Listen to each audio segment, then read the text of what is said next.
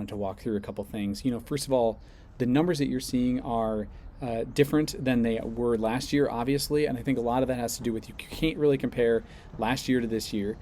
Consumer trends are very different. People are going back to work. People are doing things very differently, and I think that that's really important to point out. The other thing is that with a higher priced product like yours, you are going to see many more latent conversions, right? And that you than you would with a lower price product. And with those latent conversions, the change in attribution window is really going to affect it. So you can't look at the numbers now and say, well, why aren't we getting an 3.5x than we did last year? Because of, I think, the trends, and the attribution window is a lot different.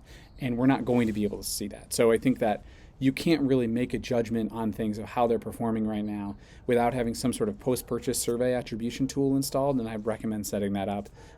We work with a tool called KNO, and that will give you a much better read of where people are seeing it, your ads, and attributing it that way.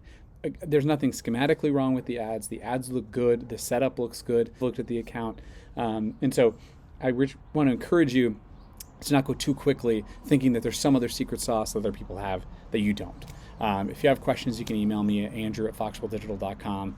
But I want you to know that I think as we wade through these times, being patient is important.